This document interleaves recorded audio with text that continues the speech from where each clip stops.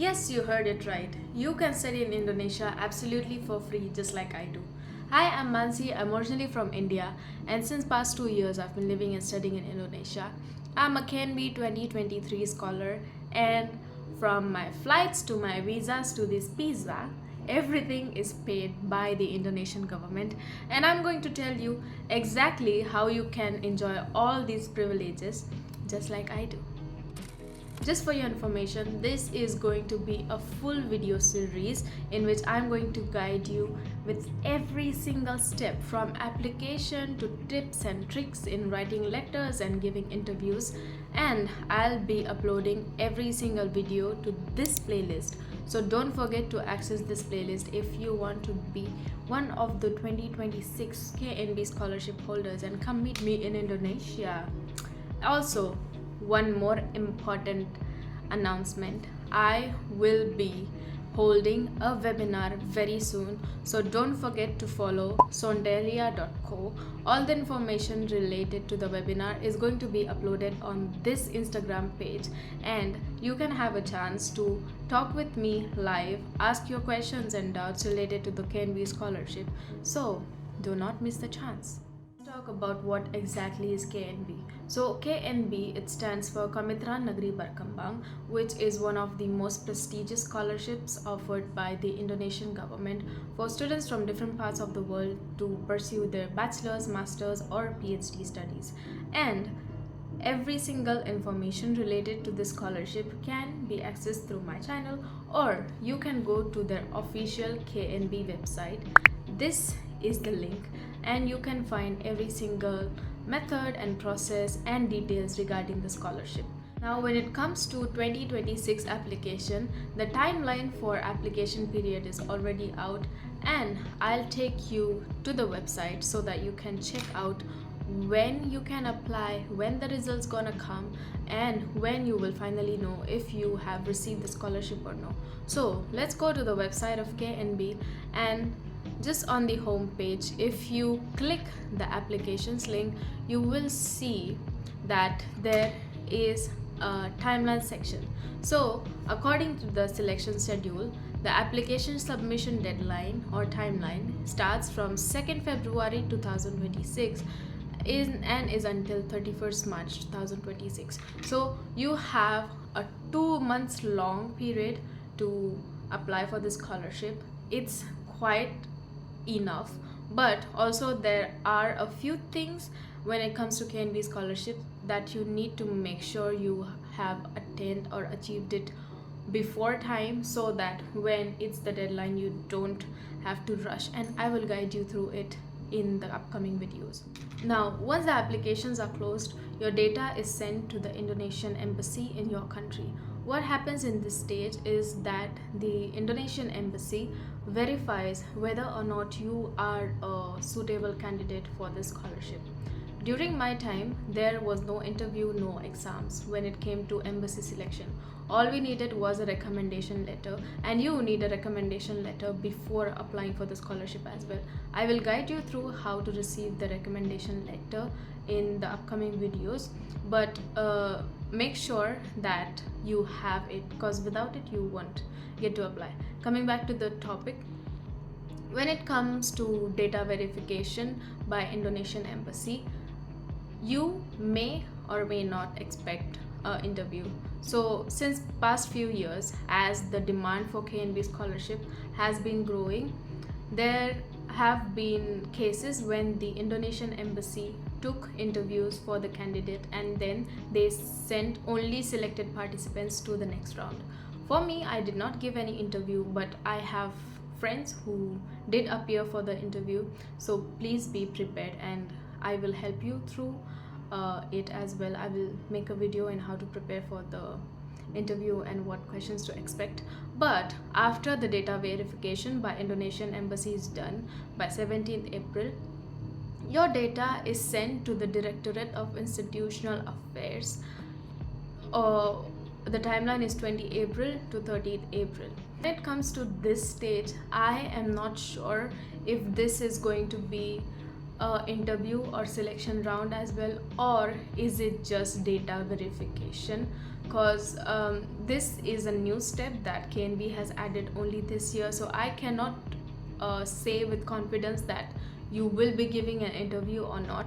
As far as I feel, my intuition says that this is just going to be a data verification round where the Directorate of Institutional Affairs is going to go through your documents and see whether or not they are valid. There are chances that they just meant university instead of Directorate of Institutional Affairs. So when it comes to this stage, I am not sure, I'm sorry. But next stage, I am for sure what's gonna happen. So after this stage, after your data verification is done, you are promoted to academic selection. And in this stage, your chosen universities, like for KNB, every year you are given chances to choose 2 universities. You're allowed to choose 2 universities and give preferences, like which is your first preferred university and which is your second preferred university. But there is also one unspoken rule that universities follow when they select students, and I will tell you this secret in my upcoming videos. I am going to make a video on how to choose a proper university for yourself. So there's a secret what type of students universities give preference to. And in this stage, what you can expect is exams and interview. Now when it comes to exams, there are generally like 2 types of exams. Firstly is a aptitude test, and secondly it's a psychological test. But there are also institutions who take one extra test, like Telecom University. Let's say you applied for computer engineering, you will have to appear for aptitude test, psychological test, and also one extra test where they're gonna ask you questions related to math, science, and computers. So be prepared.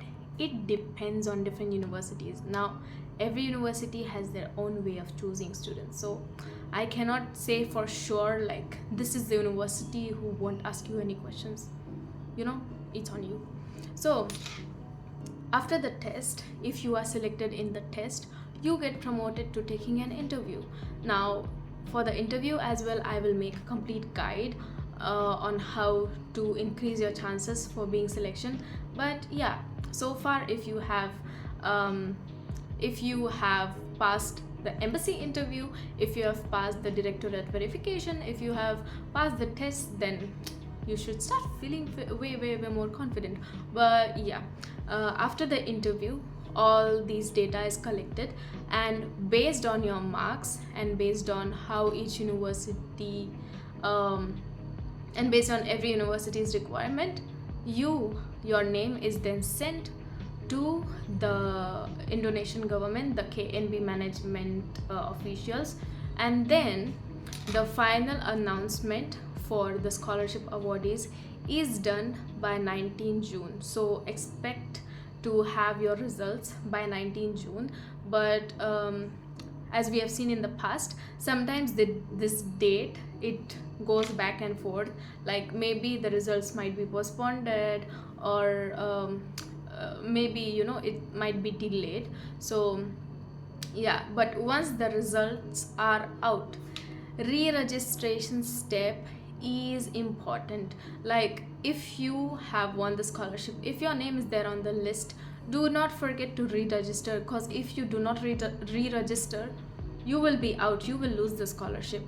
And the re-registration phase is from 22 June to 26 June, and after this phase is actually another one more step. They haven't added it here, but once the re-registration is done, once all the winners have confirmed their participation, after this, like maybe in a month, there is announcement of the second list of winners. Cause let's say there is someone who do not won the scholarship, there is someone who forgot to re-register, their scholarship is cancelled and that slot is given to someone else. Now this is all related to the timeline of KNB's application. I will make detailed videos one by one, so make sure you have accessed this playlist. I will upload one video every day. And also don't forget the webinar that I have scheduled. Go follow Sonderia Co if you want to have a live interaction with me and ask any doubts you have. Now that we are done discussing about the timeline, let's check which countries are eligible for the scholarship, cause recently it happened that there have been a few countries which have been blacklisted from KNB government scholarship due to bad behavior from the students. That's why I said you have to make sure your reputation is good. Just academics does not get you anywhere. Make sure your reputation is good. Guys, I'm so sorry, but I think I cannot let you know right now like which countries are eligible, cause on the website I'm trying to download the guidebook but it's not available yet. So you will have to wait a bit so that I can confirm which countries are eligible. What you can do is keep track of this website and I will give you the link to the guidebook. So once it's live, you can check yourself like which countries are eligible and which cannot apply for the Indonesian government scholarship. And I think this is it for this video. Next video I will tell you how to choose universities, which universities are involved with KNB this year, and some tips and tricks in choosing the right university for yourself, cause yes, it matters. So see you guys. Don't forget to access the playlist and follow Sonderia Co. Bye bye.